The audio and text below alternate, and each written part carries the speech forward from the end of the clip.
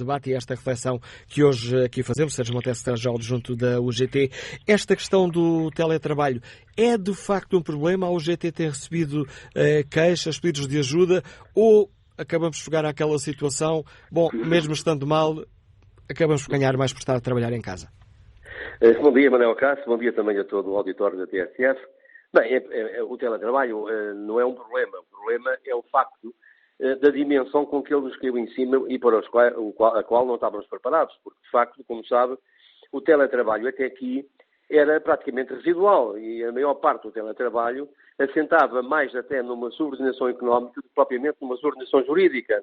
E a pandemia veio trazer um regime obrigatório de teletrabalho que, enfim, articula-se aqui com teletrabalho, com trabalho domiciliário, porque o verdadeiro teletrabalho não é obrigatório que seja praticado e exercido em casa, portanto, foi apenas nesta situação de exceção, mas para nós o teletrabalho deve continuar, mas há aqui que saber muito bem os papéis de cada uma das partes. E quando eu digo cada uma das partes, estou a dizer a lei geral e da negociação coletiva. E é preciso rever essas duas questões? Exatamente. A lei geral deve, quanto a nós, definir os princípios. Como sabe, ela data já de 2003, quando da elaboração do Código de Trabalho. Nessa altura, houve, de facto, a nosso ver, uma grande lacuna, que foi o facto do acordo quadro ter sido transposto para o ordenamento jurídico sem a obrigatoriedade de uma diretiva. Os acordos quadro normalmente dão origem a diretivas europeias. Este não deu e, portanto, não houve em Portugal uma discussão aprofundada sobre isto, não houve massa crítica suficiente.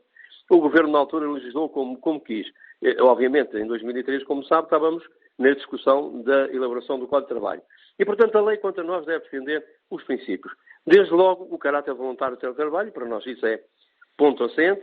Deve também definir o direito a desligar, ou seja, o cumprimento dos horários de trabalho.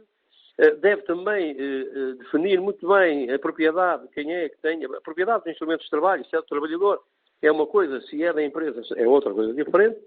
A compensação por acréscimo de despesas. E aqui entramos na tal discussão que tem havido e que eu já ouvi aqui alguns ouvintes, com devido respeito, dizerem que alguns trabalhadores até poupam. Pois é que aqui é o papel que a negociação coletiva deve fazer. Ou seja, cada caso é um caso. Pode haver trabalhadores e famílias que até poupem estando em teletrabalho, mas pode haver outros que não.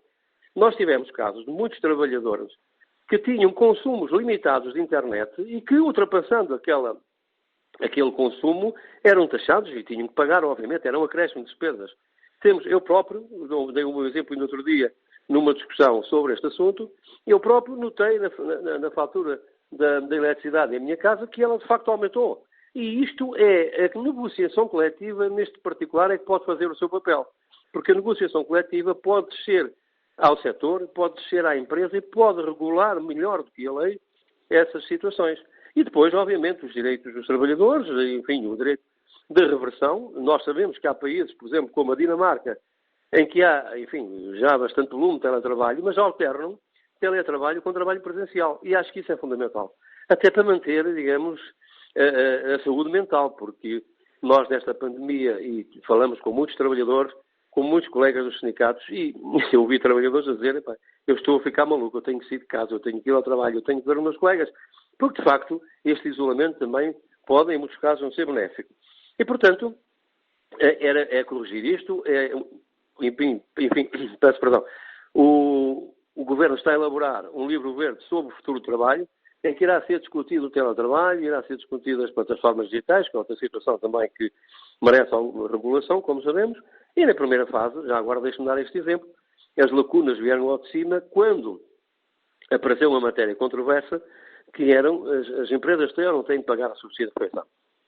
Era óbvio que isso não estava regulado na lei, nós achamos que sim, porque a lei dizia que os trabalhadores em teletrabalho têm os mesmos direitos que os trabalhadores presenciais.